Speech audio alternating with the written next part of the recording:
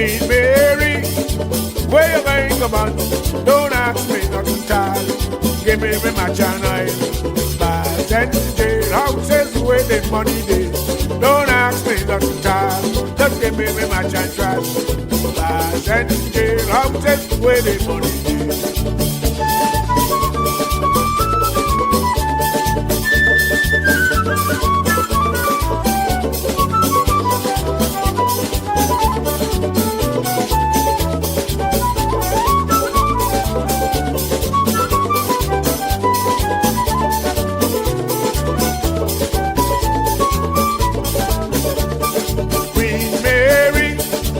Where you going, come on?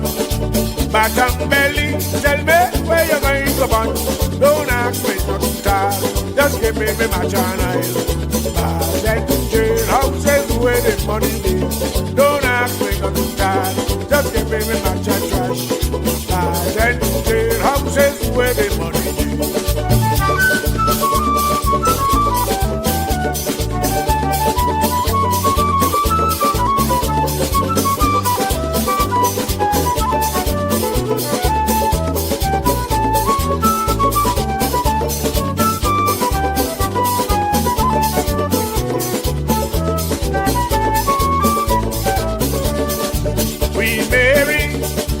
Where you going, come on? Back and belly, tell me where you going, come on? Don't ask me nothing, child. Just give me match and oil. Bars and jailhouses where the money is. Don't ask me nothing, child. Just give me match and trash. Bars and jailhouses where the money is.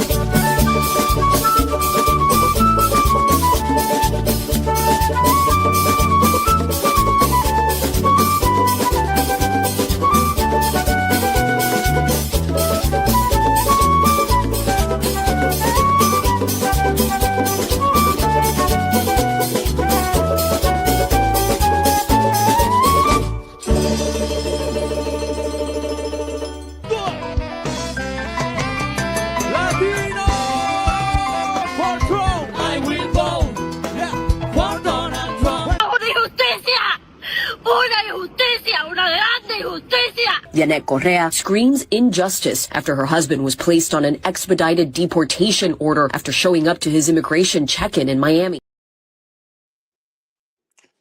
Good morning. Salute to everybody that comes through, whether you're here right now or you're watching the playback the playback. Please smash that like button and subscribe to Democracy 101.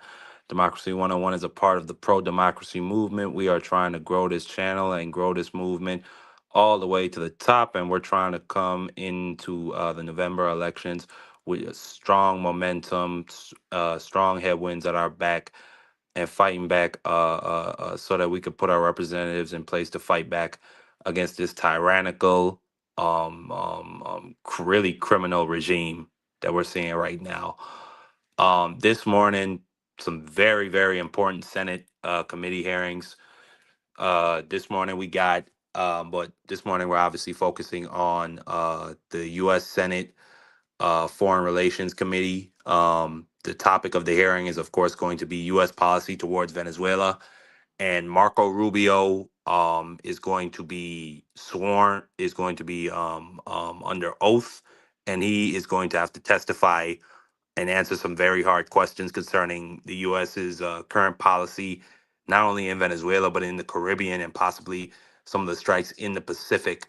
Obviously, we've seen since, I believe, September, over 80 to 90 people have been killed.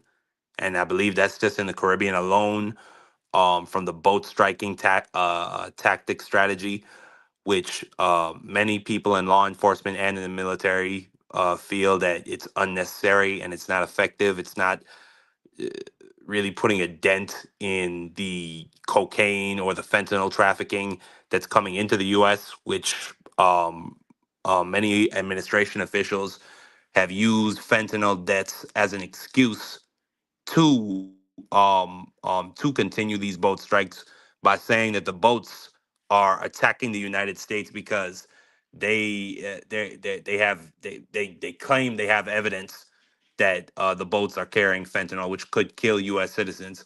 But that a lot of that has been contradicted, not only by independent reporting but by the military themselves. One of the people that and salute to my brother Boxing Scholar, good morning. One of the people that or excuse me, now one of the commanders, he was an admiral, I believe his name was Admiral Bradley. He testified that the boat itself, that they had intelligence, the boat was actually headed for Ghana. It was headed for Africa, where it would have then been headed to Amsterdam in Europe. So you know what I'm saying? Like, this is not an effective tactic. So Marco Rubio this morning, he's gonna have to answer questions under oath concerning the boat strike strategies. He's then going to have to answer for the U.S. attack on Venezuelan soil without congressional approval or without notifying Congress within 48 hours. And he can try to do the and he's going to also have to answer for the current U.S. blockade, the naval blockade that we have in place, which is an offensive action and would require the approval of Congress. So, and I can already see it. He's going to try to do the MAGA administration thing of trying to hand wave it all. No, we're not at war. This is a drug operation. But then he's immediately going to get hit with if Britain, if Britain invaded Washington D.C., or if Britain sent the SAS to Washington D.C., and the SAS through missile strikes and drone strikes killed 70 people and then snatched Donald Trump, wouldn't that be considered an act of war? You know what I'm saying? So like Marco is gonna get grilled this morning. Um, I'm gonna be fascinated to see how he tries to snake his way out of this. I'm gonna be interested to see if the Republicans are gonna continue to provide him and the administration cover, because obviously, this past weekend we saw what happened. Rest in peace to the ICU VA nurse Alex Preddy, who was viciously assaulted and then executed by ICE terrorists. And I'm gonna just call them what they are. They're terrorists. They're sent to our communities to instill fear. The other day, I wish I had the clip right here. There was an ICE agent who was going back and forth with a citizen, and the ICE agent essentially told him, "If you raise your voice, I'm going to erase your voice." So a direct threat, and that threat is coming behind like real data. Like, we have dead bodies. We have Renee Nicole Good, and we have um Mr. Alex Preddy, like I just named. Not only that, we have over 32 individuals that died in ICE custody last year. And we're hearing about things like people not being able to bathe for over 12 days, 40 people to a room. I mean, like, some of the things are just, it's like inhumane. And that ICE agent has the power to make that threat happen. You know what I'm saying? So the Republicans are seeing the outrage, and a lot of them are beginning to fracture. Like Donald Trump is so politically inept. He just does whatever he wants. Like Bill Cassidy, a senator, a senator that he needs. You know what I'm saying, for the current moment. You know, he, instead of trying to build up a current ally, because of whatever reason, I don't know. Maybe Bill Cassidy didn't want to come to a blow bubble party. I don't know. He decided to endorse Bill Cassidy's primary opponent. So now Bill Cassidy's looking at it is like, bro, why should I continue to throw myself at the altar of being humiliated for these people? And they never have my back. So I'm gonna be interested to see if the Republicans begin fracturing heavily, and I want to see if they're really going to put some pause on Marco Rubio. You know, and not only that, Marco is going to have to answer questions about the Greenland strategy, about all that blah blah blah. And I could already see him. He's going to try to hand wave that too. But give it a couple minutes. I appreciate anybody that comes through. Like I said, man, please smash that like button. And if you're new to the channel, subscribe. We're trying to drive this channel all the way to the top. So the hearing is not going to start for another 4 minutes. We got some other things to talk about. Obviously, Representative Ilhan Omar, um, a Somalian migrant who is risen to become a congressman out there in Minnesota, has the trust and faith of her community. She was holding a town hall, communicating directly to her community and hearing their worries and their fears and their concerns. And a right wing lunatic, because there's no other way to call him, walks up and sprays something on her with a syringe. Like, and when I initially saw the headline of the report, like, I was so terrified that he might have sprayed her with acid or whatever the case may be. Like, and Ilhan Omar is a beautiful woman. She is a beautiful, beautiful woman. And she takes a constant pounding from the Republicans, from Black Americans, or excuse me, from FBAs. Let me say from FBAs, accusing her of fraud, accusing her of hating America and hating the country for criticizing certain things about it. Like, just unbelievable. And then some asshole is gonna walk up and spray her with whatever unknown substance. It could have been urine, for all I know. You know, just very sad. And then if that were to happen to a Republican, and then by the way, some people are, I think most of those people that are saying it are bots, but some people are saying that it's staged and that she's the new Jussie Smollett. Like, bruh, I don't even like. How do you like? And if that happened to a Republican, they would be all up in arms about left wing lunatics. And if it were a trans person that did it to a Republican, they would be talking about jailing trans people nationwide.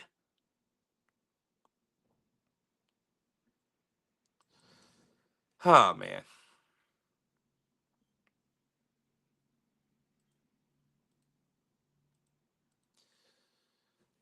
A lot of important things coming up, man.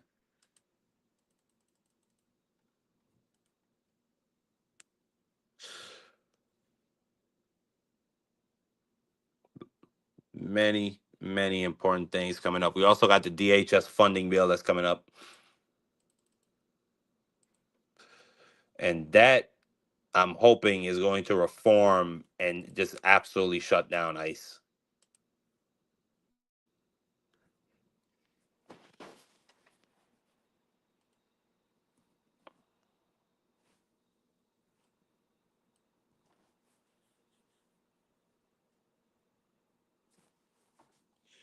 One second, guys. I'm trying to get the stream up.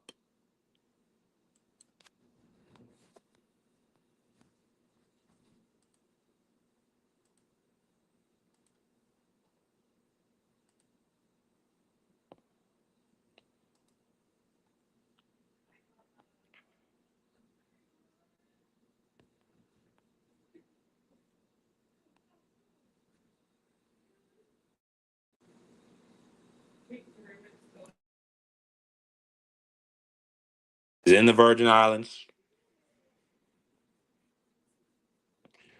Looks like they're picking up people. So it has begun. The fight has now come to the Virgin Islands. We will open up a new front against ICE.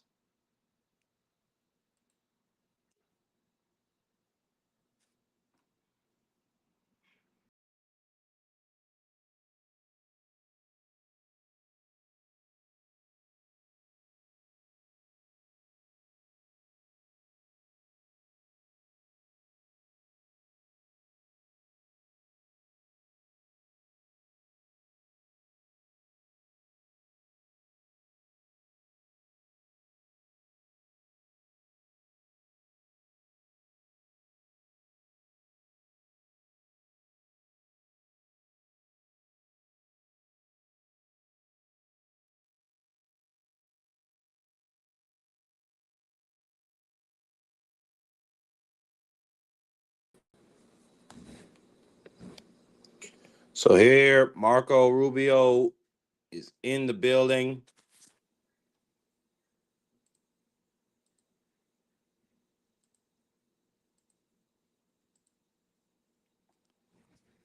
Little Marco.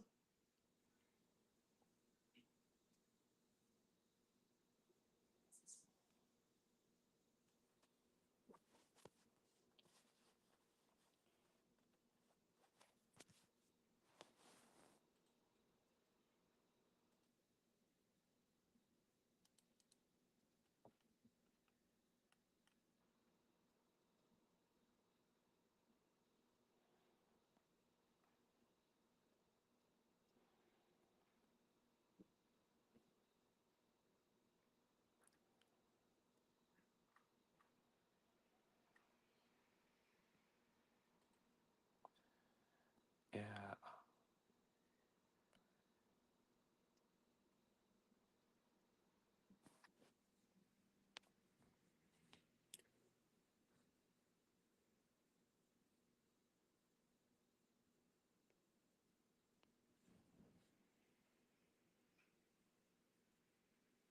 This committee will come to order. Good morning, everyone, and welcome, everyone. Today, we have important business to do. Before I start, I will tell everyone, those of you in the audience, we're so glad to have you here. Thanks so much for coming. This is a public hearing. It is also the official business of the United States of America, and as a result of that, the committee has a zero tolerance policy for interruptions or for attempts by anyone in the room to communicate with somebody up here or the witness. So as a result of that, if you do disrupt, you will be arrested. You'll be banned for a year. However, I'm told that we have some guests today who have completed their ban and are back with us again today. We hope you've had the time to think about your indiscretions and will behave yourself today. If you don't, as a persistent violator, you'll be banned for 3 years this time. So in any event, welcome to everyone, and certainly Secretary Rubio, we're glad to have you here, and welcome back. The new co-pilot I got, Pete, is doing just fine in the seat you used to sit in, and I'm glad to have him. Thank you so much for being here. We were a little afraid we were going to lose you to the Miami Dolphins there for a while, but I guess that went a different direction, so it's certainly our gain. I'd like to start this hearing on the Venezuela situation by recognizing the brave men and women who participated in this operation. The intelligence gathering, planning, and execution were incredible. Only the U.S. could have pulled off this mission, and that's only because of the dedication and professionalism of each and every one of our service members. As we know, much of their work is done in secret, but I do hope these people will receive the accolades that they so rightly deserve. I also want to acknowledge the leadership of President Trump that he has shown, and also you, Secretary Rubio. It's no easy job keeping drugs and narco terrorists off our streets and keeping Americans safe. Thank you for extraditing Nicolas Maduro and bringing him to account for his many crimes against the American people. Let me reiterate a point that I've made many times on the Senate floor. President Trump's actions against narco terrorists and his capture of Maduro have made America safer. Every American should be thanking Donald Trump and Marco Rubio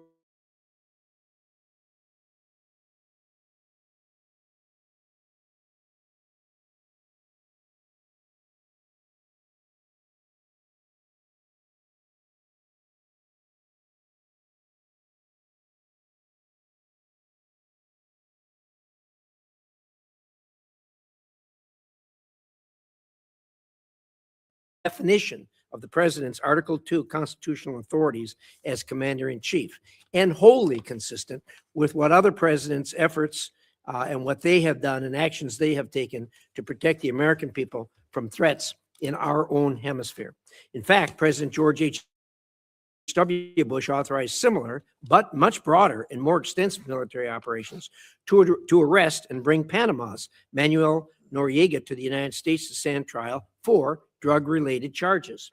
In that case, President Bush deployed more than 9,000 troops into Panama for more than a month. At the time, all leaders of the Senate, including Democrats, praised that move. Unlike in Panama, President Trump authorized a much more limited military action in Venezuela, with only about 200 troops inside the country for a couple of hours and a firefight that lasted less than 27 minutes, with no loss of life on the United States side, but significant casualties on the other side.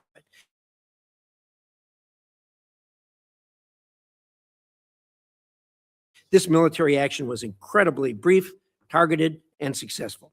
When bad guys are in the business of our hemisphere, then they'll have to be held to answer for those actions, and that's what's being done now. Maduro was not recognized as a legitimate leader of Venezuela by President Trump, or even by President Biden, or by most of the international community. It is a service to the world that this illegitimate leader is no longer in power. Now the United States has a tremendous opportunity before us in Venezuela. Because of the complexity of this operation, there has been some confusion as to how it will be done. I've been impressed by the way you, Secretary Rubio, have explained the plan to me going forward right from the start. It is clear and it's doable. I know you'll lay that out for us here today. Venezuela's natural resources have frequently been used to bolster the economy of our adversaries, especially China. Through President Trump's actions, we have effectively cut off that supply, giving the United States tremendous leverage. After our lengthy engagements in the Middle East in years past, many Americans are rightfully concerned about so-called forever wars. I know this administration is laser focused on avoiding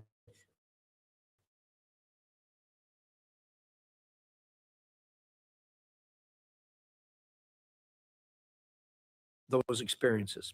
With Nicolas Maduro out of power, the United States of democracy,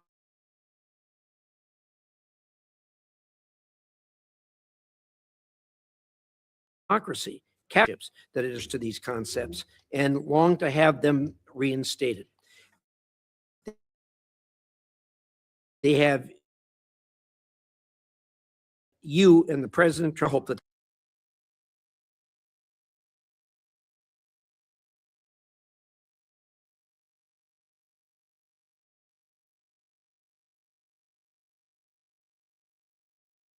the Venezuelan people will soon be able to hold free and fair elections for their leaders. To get there, Venezuela may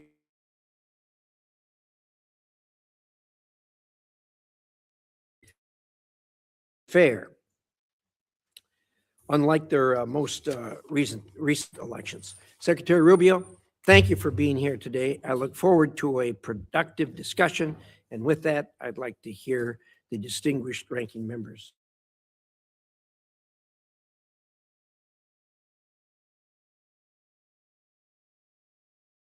I certainly agree with the chairman in terms of his comments relative to Nicolas Maduro. He was bad for Venezuela, he was bad for the region, and he was bad for the United States. I think the question we have to ask now is, was the raid to arrest him worth the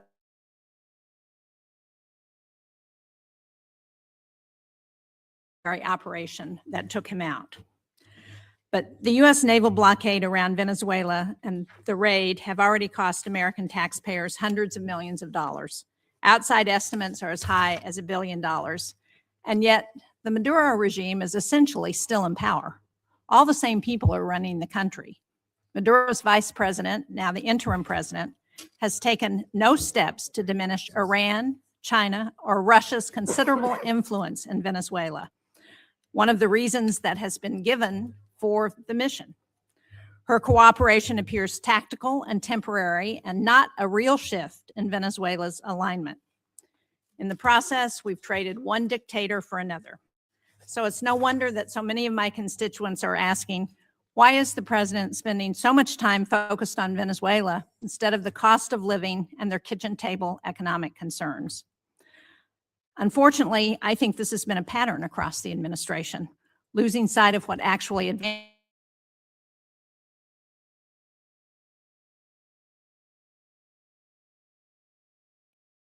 that were critical to our national security, for example. These are cost-effective tools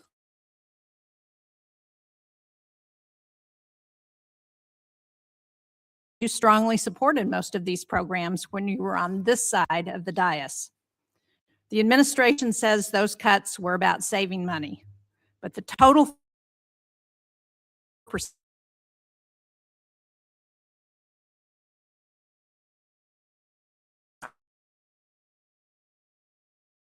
bipartisan agreement in Congress that China is the central strategic challenge of our time. The president himself has said that as well. But we're cutting foreign aid and diplomacy tools. We're leaving embassies without leadership. We're shutting down counter disinformation programs. We are driving talent away from the United States while Beijing is actively recruiting it. And I would just like to point out, this is a picture of the globe. These are countries where China has ambassadors in those countries. All of the red, those are China.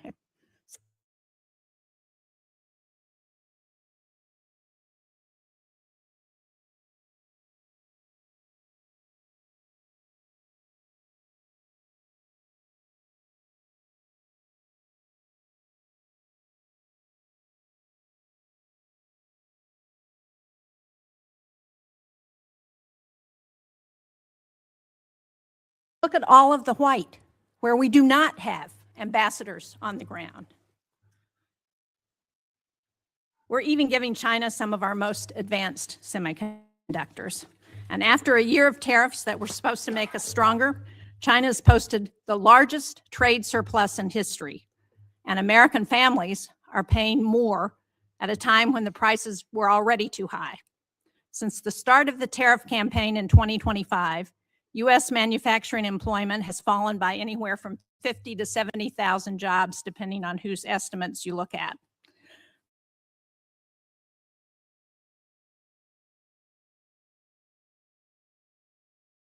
Front against China, we're pushing our closest allies into their arms.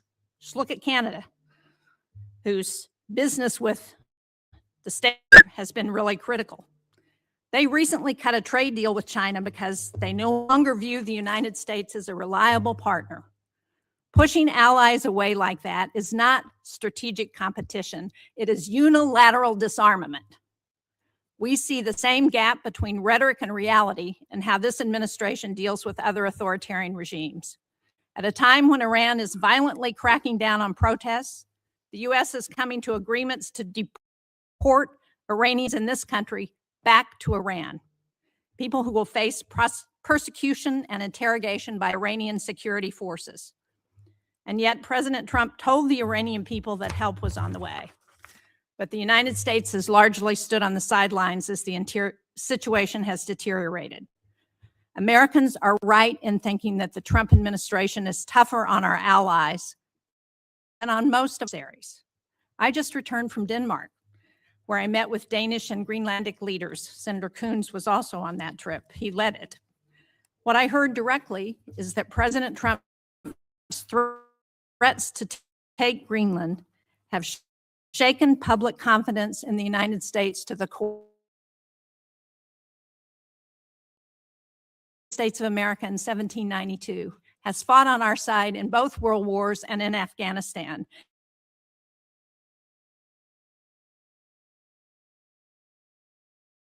Age, that she's worried that her son might one day be forced to choose between the two countries that he loves. That kind of fear would have been unthinkable 2 years ago, or 10 years ago, or 50 years ago.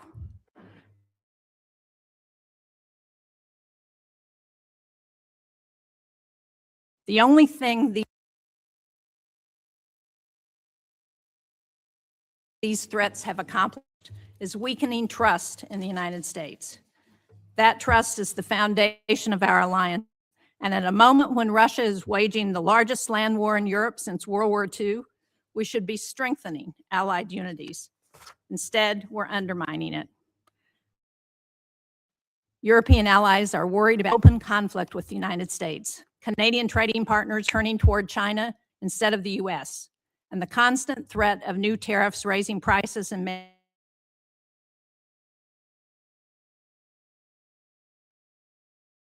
from Venezuela to Europe, the United States is spending more, risking more, and achieving less. That does not project strength. It hands our adversaries exactly what they want. Thank you, Mr. Chairman. Thank you, Senator Shaheen. We're now going to hear from Secretary Rubio. After that, we'll do a round of 5-minute questions.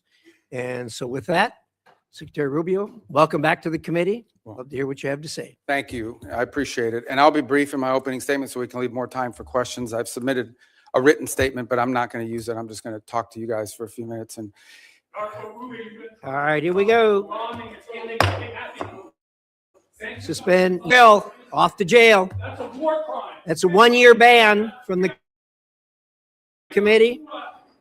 Anyone persistent violator will be banned for 3 years. So don't know whether the guy falls in that category. Looks like it. I hope after 3 years he'll find a more productive means of employment. Secretary Rubio, we have 2 hearings a week. You know, seem to have a more robust following than most of our witnesses that come before us. But anyway, there'll be a couple more. So thank you for stopping the clock, but I appreciate it. So a lot of other topics you're going to ask me about, so we can talk about those, including the ones that Senator Shaheen just outlined. But let me just talk about Venezuela in particular. Please. I think we can talk, if you want. I'm sure your questions will be about what happened before and led up to in the operation. I want to focus my comments this morning on what happens now moving forward, because you're going to ask about the going back. And let me just say this. What is our goal going in? We had in our hemisphere a regime operated by an indicted narco trafficker that became a base of operation for virtually every competitor, adversary, and enemy in the world. It was, for Iran, their primary spot of operation in the Western Hemisphere was Venezuela. For Russia, their primary base of operation in the Western Hemisphere along Cuba,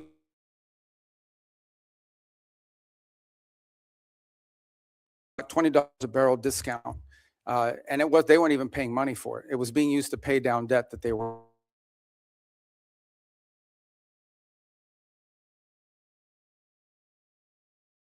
per barrel in some cases.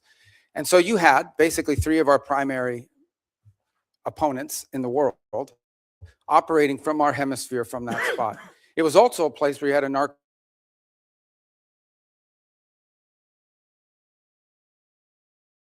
organizations using their national territory. It was an enormous strategic risk for the United States.